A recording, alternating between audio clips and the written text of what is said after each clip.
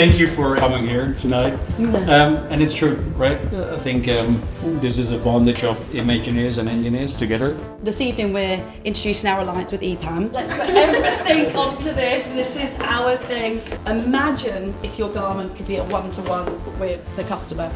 So effectively, we invite you all to scan the garment. Not only does it have all of the information and data about the garment, where it's produced, how it's produced, but it also has the information of where it's been, the editorials, the famous individuals that have worn it. So by the time you get to wear it and purchase it, you've got all that history that you can then add to. And that's what we think is really exciting, this storytelling.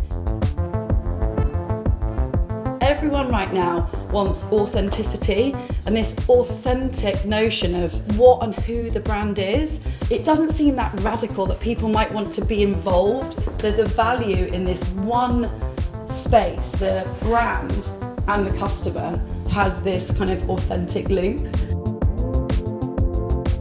So yeah, so that's our introduction to DPP, and we'd love for you all to come and have a one-to-one with us, explain a bit more.